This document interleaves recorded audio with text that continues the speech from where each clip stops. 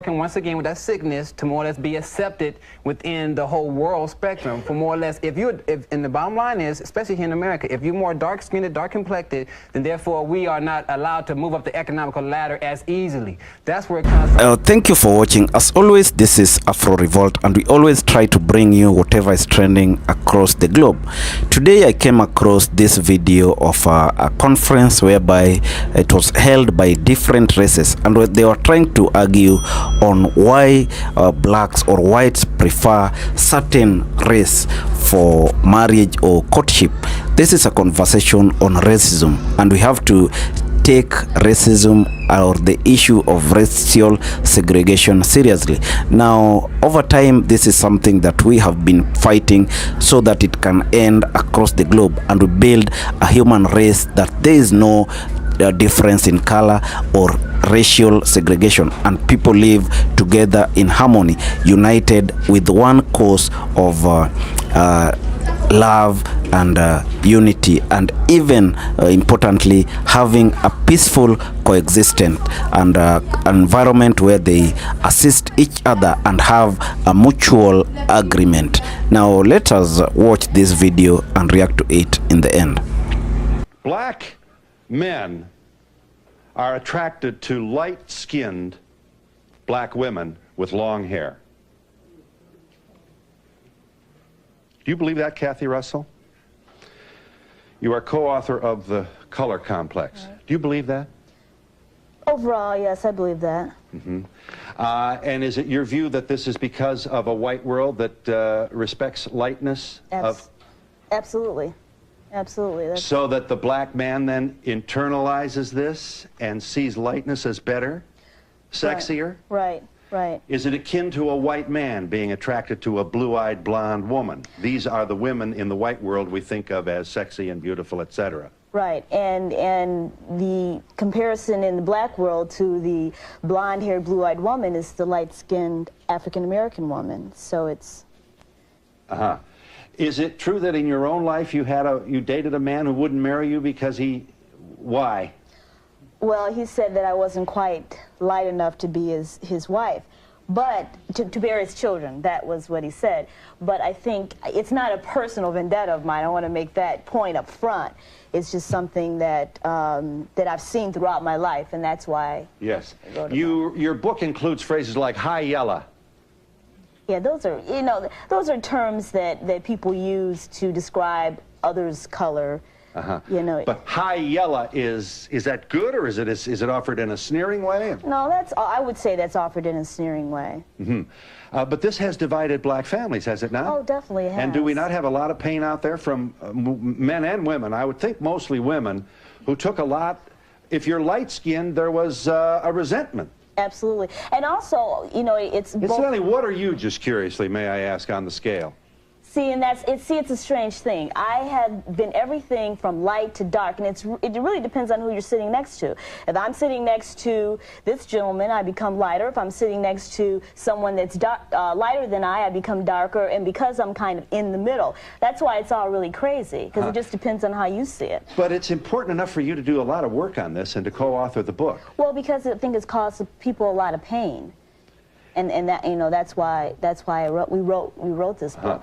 You also tell stories of black parents who are disapproving when their children or a young adult, a teenager, brings home a dark-skinned date. Yeah, and the thing is, it's not all black families. I mean, my mom isn't like that. It's just some that are like that. You sit next to your co-author, Midge Wilson.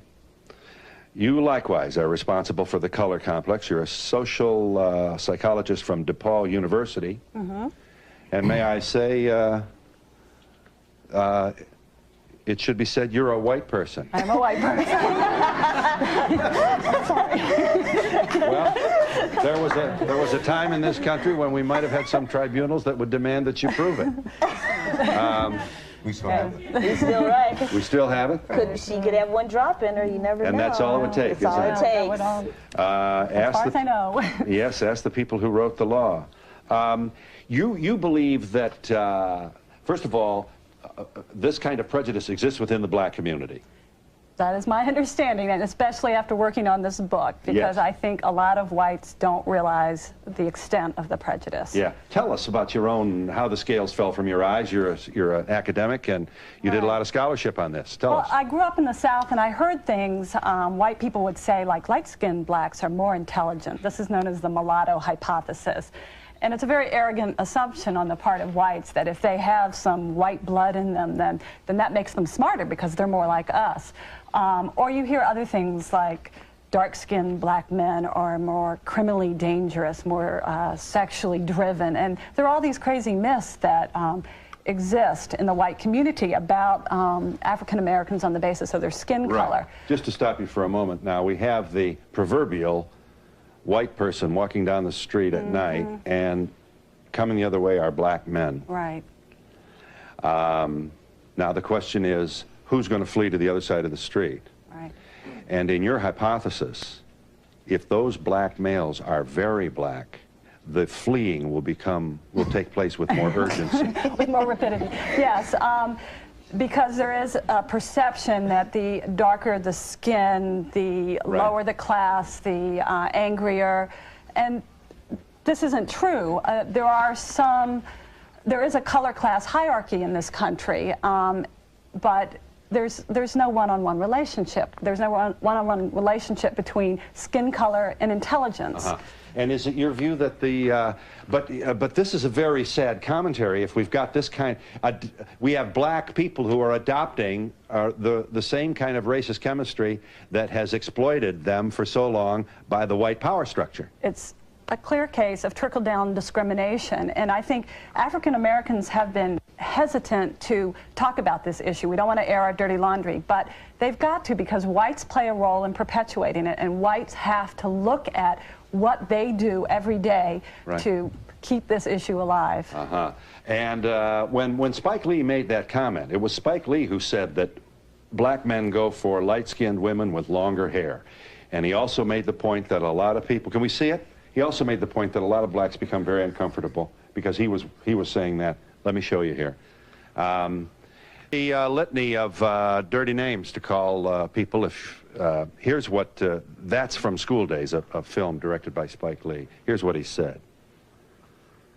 Whether black men admit it or not, they feel light-skinned women are more attractive than dark-skinned, and they'd rather see long hair than a short afro because that's closer to white women.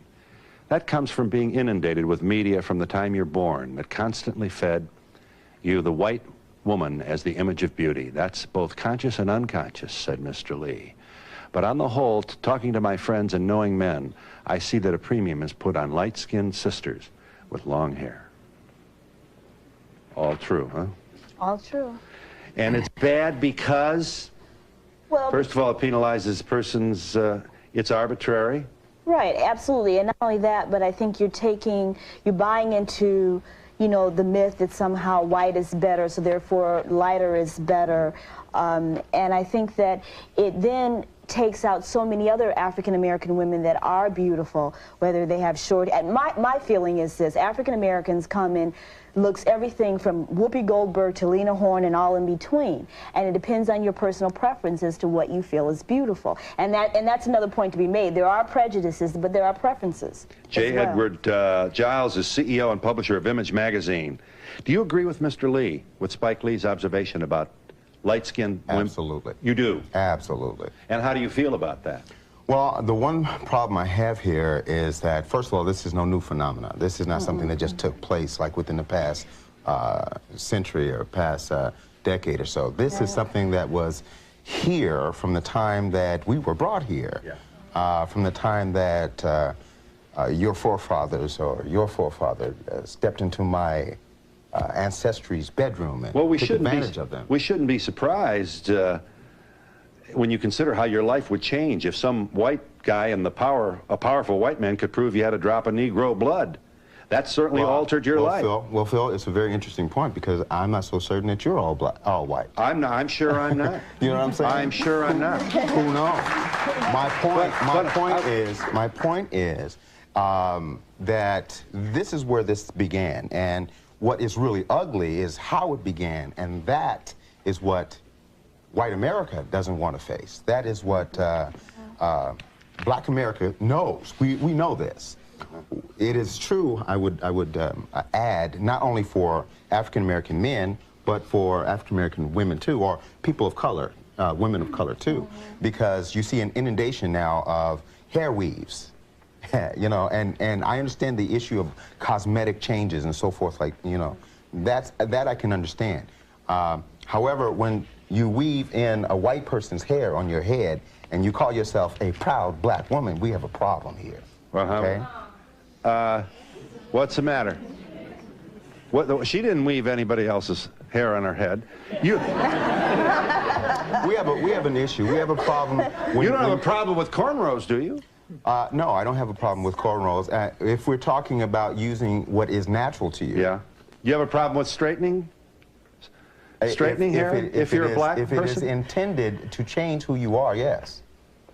I think if we want to talk about when it all started, we talk about before the slaves got here.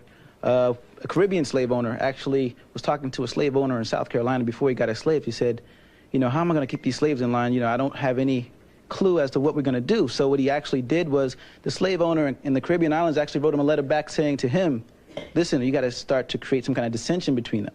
And this is what you're going to do. You're going to call the light-skinned one, bring them in the house, and the darker-skinned ones, you're going to create some kind of friction between themselves, and that's where it all started. We're going to talk about how it started here in America. We can oppress these people better if we can get them to fight with each other. Right. Absolutely. And isolate them. Before we break here, Muhammad Nasihu Ali is a writer and musician. And are you born in Ghana? Yes, I was born in Ghana. You came to the United States in 1988. 1988. So yeah. your early life and adolescence and young manhood was in Africa. Back home in Africa. And you came here and you said, among other things, first of all, Africans prefer to marry and date lighter-skinned Africans. Is that so? Yeah, that's very true. I mean, same thing. You're here to confirm what we're hearing. And it's true in Africa. It is very true in Africa, too. You wrote an article for a publication which said blacks can be racist too, and you were merely pointing this out. Isn't that right? Yes. And you took a good deal of abuse for saying this out loud. Yes, I did. I did. I got a lot of letters from people all over the country. And someone I remember called me an exotic pet for white people. You know, call me also. You lived with a white family in a predominantly white suburb in the state of Michigan. In Michigan, yes. And you wrote about prejudice in Africa, which certainly does exist. It does. I mean, that is what is killing Africa, I believe. I mean, what happened in Liberia is about blacks against blacks. It's about tribes killing tribes. And that is what is happening right now in Rwanda. In Rwanda. Here's just one. This is number 20. This is one letter you got. These whites would be, I assume this is from a black reader. These whites would be terrified at living in a black neighborhood, but they would invite an African student to live in their house as a kind of hypocritical show of liberalism. Subconsciously, the white family you lived with probably saw you as some exotic pet. You see, I do not believe in that at all. This young man's point about getting the poor people to fight with each other is made in this other letter to you, Muhammad. The hypocritical whites who invite Africans into their house also have the evil practice of advising Africans not to associate with African Americans, the usual divide and conquer play. You see, what bothers me a lot here is all blacks from Africa and then here in America, we always tend to say they made us. They are dividing us so that we could fight. Right. And I believe that if we do believe that whites have the power to divide us, then we buy into the idea that we're inferior. I don't believe so. I don't believe anyone has the power to make me to hate you. Let me start with Cassandra and Mimi, if we may, huh? You don't mind? Cassandra, you were in line at a restaurant? Yes. And Mimi was an employee, was she not? Correct. Yes. And there was was it like a fast food place? Yes, it was. It was your turn to be waited on, was it? Right. What did she do? She bypassed me to wait on the whites that were in line behind me. And I had a problem with that, which she says it's because I took too much time to make up my mind. And why do you think she did that, Cassandra? well, after even knowing her a little bit longer, I see that she has a tendency to gravitate towards whites when she needs an opinion on something. And this was since the incident. And also she has a problem with determining colors within the workplace. She has a tendency to tell individuals that she knows she's not as dark as someone else, and her kids are not dark complected, and she prefers to buy her children white toys, and she practically discriminates against anything that's dark complected when she herself is. You didn't go to court and learn this, did you? No. You just, but after this, how is it that what occasion you're talking to her about it? Well, due to an unusual circumstances, we've become employed at the same office now. And this has continued to happen because I see pictures of her daughters with white dolls, and an individual at work that's her friend gave her a black doll, and she even remarked that she didn't know if her child would play with that black doll. And Mimi, you do wait on white people first. No, it depends. I mean, if you're standing in line, I'm working at a fast food chain, fast food, and you're still looking at the menu, then I'm going to get the next person in line. So you're suggesting that because she was taking so long, for efficiency and to expedite the orders. You don't believe it? No, I don't believe it. Well, there's a pretty. What do you now? We're going to get the. You're going to get the tree and the horse and the rope, and let's go to the. No, but I would expect to see that she would tend to me first if I was next on line. I don't believe that anybody should be discriminated, no matter how long it takes them to make a choice. Yeah. That's not discriminating against anyone. That's not discriminating against anyone. If you're standing in line and still looking up at the menu, then that means you're not ready. Yes. Hang on just a second. I'll get to you in just a moment. Do you date dark-skinned men? It depends on what you call dark-skinned men. No, she doesn't. It depends on what you call dark-skinned men. I'm dark. I'm dark. I don't consider you dark. I'm dark. But I don't consider you dark. Oh.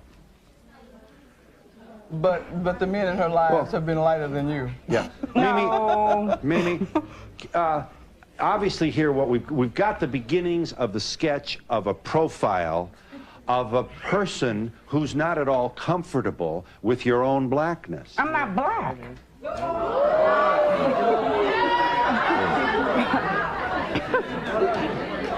I'm brown. She's not. I'm brown. I'm not black. All I can think of is just brainwashing. I mean, that's all I can think of. I've seen it on all levels of just being, for me, a light-skinned black person. I attend these balls, I don't want to say where, but where it used to be predominantly high yellow, High yellow, light skin, light, bright, damn near white people. Oh, yeah. And Damn near white, as in you think you're, in other words, there's a disdain for you because of the color of your skin and a presumption that you strut because you're not as black as some African-American people. I mean, I wasn't going with that intentions, but I heard one of my friend's mother say, yes, honey, you're here to breed correctly. And of course, all these young, light-skinned gentlemen are going to be doctors and lawyers, and I'm like, I'm not a horse. You know, like, I don't want to breed that way. You know, that brother right here, he's attractive. You know, like, I really don't care. Color issue is not a deal. Yeah. You know, and I think that comes from very good nurturing of who your parents are. Yeah. You know, it starts at home, because I had black dolls. My parents colored in our birthday cards, like, this is a little black child.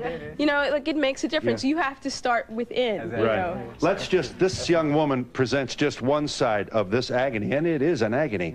Man, this is a spider web that we've woven here that gets some very nice people caught up and distracted. Paul Parker, you'll be telling us in a moment about, first of all, you support what's been said here. Light-skinned blacks have always been favored by whites. Most definitely. Let me tell you that one case in point here happens to be seated at your left. She's Donna Stewart. Ms. Stewart, you are the admissions counsel for the University of Colorado at Boulder. Yes. So good old Boulder. decides, by God, this is the 20th century, and we've got to do something about minority enrollment, et cetera, and very conscientiously ensures that there's a woman of color in the admissions office. Certainly not the only one. I was added to a team of counselors. All right. But in any event, it was a very well-motivated thing that the University of Colorado Boulder was doing. I'd like to hope so, yes. Yes. And you had a prospective student's mother say what?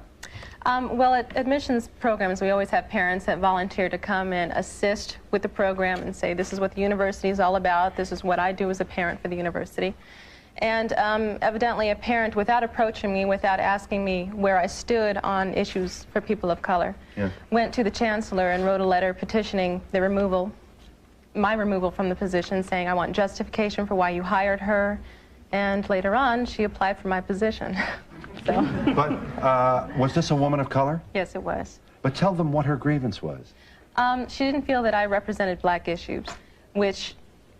But it was because of your lightness, was it not? I suspect, though. So yes, it was. You're not light enough, or you're not dark enough to be recruiting minority students for the University of Colorado Boulder. Is this not what you believe to be this woman's point? Absolutely. But what people don't understand is that even though I am considered high yellow in the black community, I get it from both ends, and that's well, that's clear.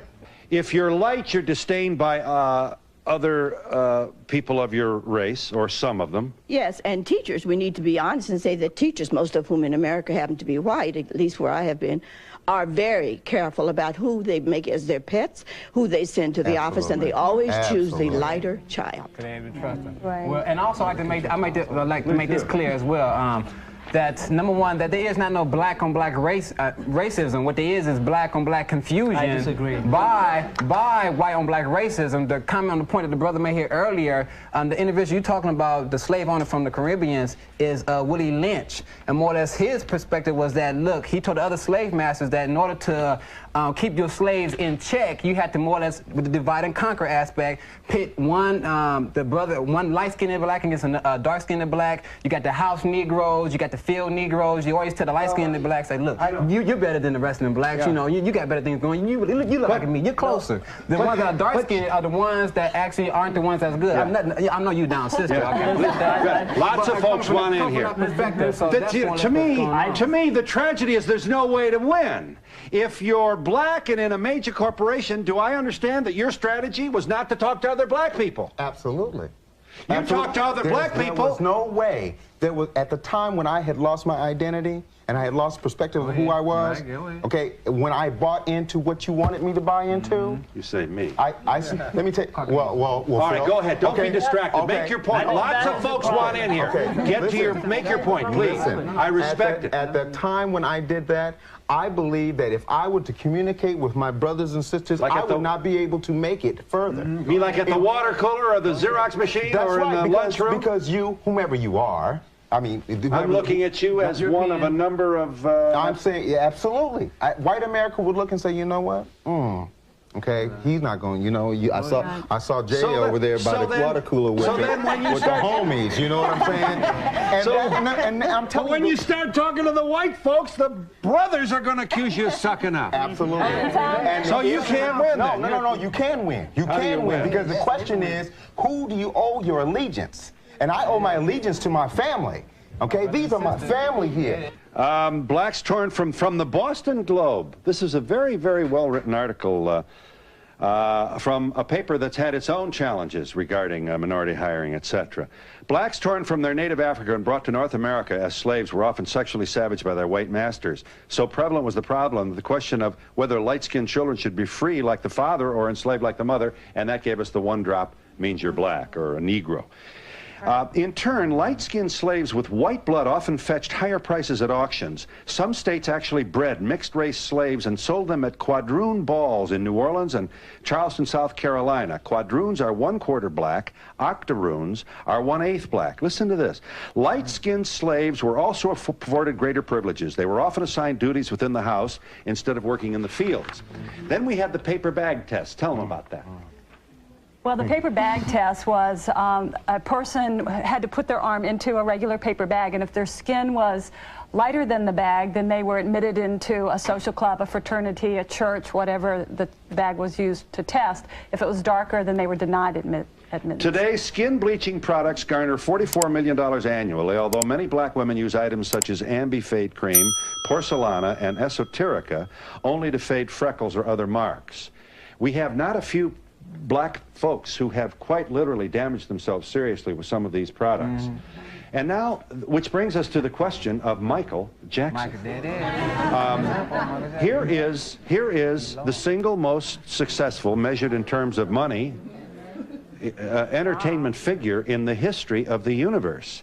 He calls so much of our own fascinations to our attention. We have a Peter Pan issue. We could do several shows on that. Now we suddenly have, who was the comedian on Saturday Night Live who said, if it don't make no difference if you're black or white, Michael, how come you're white? Right. It's more or less with an attitude that he's working once again with that sickness to more or less be accepted within the whole world spectrum. For more or less, and the bottom line is, especially here in America, if you're more dark-skinned, dark-complected, then therefore we are not allowed to move up the economical ladder as easily. That's where it comes from, as far as you get some brothers that more or less sell out to go get a white woman, saying, okay, in order for me to have the economical power to be a millionaire, I'm gonna get me a white woman. We're gonna have some kind of mixed babies or babies that ain't straight, black on the tip, and then therefore we're able to move up a lot better. That's when you come from from the hospital talking about, well, this black will make it, that black cannot make it, so on and so forth. So it's a sickness that he just more or less been fed into. But the first thing that Michael did when he got into trouble, what did he do? He came to the brothers and sisters. He came to the hood. He went to NAACP. He came back home and said, look, they working to persecute me. I'm black like you. And he came back to the house, back to the hood. So you got to understand that. Can I say something? We'll never know. We'll never know whether or not Michael's success has anything to do with himself getting lighter and lighter. But if you really look through the albums, Michael, became successful after Off the Wall album. He started changing, and each album afterward, he changed a little more. He became more and more successful. Now he's married a white woman. Yeah, well, He's totally assimilated into white I want woman. us to come back to the issue of black on black racism. Please, let's do that. Miss Stewart, I know you want to get in here, and I promise that you will. May I just share, to respect your point about what are we going to do about this, how to minimize the damage that colorism will inflict on future generations. Just to give you a couple ideas here. Interracial color discrimination must be brought out of the closet. We're going to go in a hurry here. More research is needed to document the effects of the problem on the African-American community. White personnel managers, therapists, teachers, doctors should be better informed about color prejudice. Black parents need to alert their children to color bias and teach them how to respond to it. Americans of all races must work together to overcome stereotypes about color, including assumptions that dark-skinned black men are more criminally dangerous and that light-skinned black women are more feminine and beautiful. Hooray for that. It's a wonderful ideal. I'm not sure how we begin the process of doing it, especially since, as we've already established, it's so ingrained. I would ask you, Ms. Stewart. Right. I think that when we concentrate on backup, first of all, there is no question that in the past and probably currently right now, we are dealing with preferences for persons who are of lighter hue. That is established. But what happens from here on out is that we really need to look at not backlashing against persons of fair skin and just assuming that they can be the canvas on which we can paint the hostility that we have. We have to take that paint and put it somewhere and not put it in the black community. I just wanted to say that I think we, as black people, are our worst enemies. And the perfect example is what the young lady on the right said, that she considers herself not black. We are all black people. I'm not black. I don't consider that. How can you say I'm black? Okay, go ahead. Go ahead. We need to get away I from just color. don't see how you can say. He's a human being. I'm not saying I don't identify. Right. But because of the society that we're in, she has been You are not. to that I just don't feel that you are proud of your race as I am of my race. And if you were. Now, what comes to your mind when you see this kind of video? Because we are in an environment where we are fighting racial segregation, and we are trying to build a society where people are equal and people can coexist freely without being maimed, or rather being segregated or feel lesser beings or inferior in the eyes of others. So it begs a question why we still have situations that people still wonder why white can live together with the black, or even sire or have a marriage with different race. We have to create an environment where it is not an issue, or people should not even debate about the kind of marriages people should have. We should have a situation whereby if you want to marry or sire with someone or have a relationship with someone, you don't look at the race or skin color. You just build that close engagement without regarding that this is this kind of person. So we are fighting racism, and as blacks, I'm from Africa, and we have suffered for so long in the hands of racists, because the blacks are the most maimed and tortured in the hands of the colonialists, who were seeing them as inferior beings, and those who even do not have a space in this world. So this is a conversation that we should have, and build a society where people are equal and we are ready to live together in harmony, regardless of race or the skin color. This is a new Africa, and the whites should know that in this dispensation we have to be respected, because we have known our value. Respect us and also allow us to grow and be with you in this course of building a great world whereby people live together and no one looks down upon the other. Now, we always have these kinds of conversation to educate the world that we are changing conversations, and we want a society where no one feels inferior, and togetherness is nurtured and unity is nurtured. Africa is rising, and Africa has seen the value in itself. So let us not have this kind of conversations that look down upon us. Now, thank you for watching this. I want you to tell us what you think about this in the comment section, and also do not forget to subscribe, because when you subscribe, we have a long-term engagement. Thank you, and may God bless you.